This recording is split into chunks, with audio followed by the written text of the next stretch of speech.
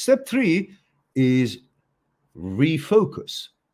So once you have used relabeling and reframing to basically get your cognitive field clear and you're recognizing where you want to go, now you focus your attention in the moment in the direction you want to go. And that basically means do something constructive. It can be very simple. It can be very, very simple. And a lot of time, if you're worried or you're nervous, just actually focusing your attention on anything that tends to, again, direct your attention away from that you're worrying about and give you a chance to sort of not act precipitously, and has the added benefit of doing something constructive. So you take yourself out of that vortex of feeling being the reason that something is wrong and relying on that. You simply focus on something positive, something productive, something that is in line with what you want to accomplish, and you get yourself out of that rot that you have created by constantly ruminating on that feeling or the deceptive cognitive expressions. So refocusing is, again, an intentional control approach, and that is where you rewire your brain. So just we talked about, you recognize it, be mindful, pay full attention to what it is, and once you know it, you become mindful and pay full attention to something positive that you want to do and put your energy into that. So in other words, you changing gear from this, that you're not in control and the brain is trying to, through habit, making you think that this is the way you should be, and you switch it over to something that you purposely want to do and accomplish, and you switch the energy to that, which brings your mindfulness to the present moment and gets you out of that rot and not let it to become part of your habit. So it's through the refocusing of attention that the brain gets rewired.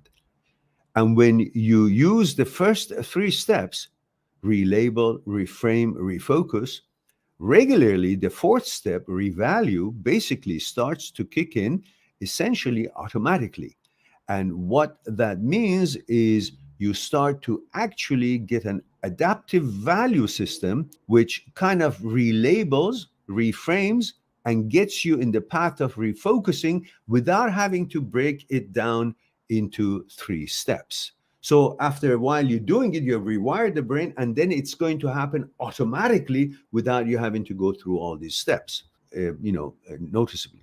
So that is what Dr. Schwartz means revaluing when he talks about doing this regularly, refocusing regularly after you relabeling and reframing gets you into a pattern in which you actually wire your wise advocate, and Dr. Philipson calls it the gatekeeper, and superconscious is something else that you can use. And you actually wire your wise advocate into your habit center. So your wise advocate now becomes wired to the habit center, and revaluating is reflecting of that. And that now your valuation are more constructive. Your wise advocate is now automatically part of the choices you make. And this is basically a positive feedback mechanism that allows you to rewire your brain continually in a more and more adaptive and functional way. And that is the hallmark of self-directed neuroplasticity. And that is the 4 steps of Dr. Schwartz, which I hope that you guys can refer back to it and benefit from it. All right. So now you all have a copy of it that I will probably cut it and put it in one shot for you. Cold tea. Wonderful. I guess I had that before I went to breakfast. I just came back. It's still here. Okay. Subscribe on my channel. Visit my channel and go through the videos that you might be interested in. mind@seekstruth.com, making it one step away to talk to me one-on-one on Skype and discuss what's concerning you. I'll talk to you soon.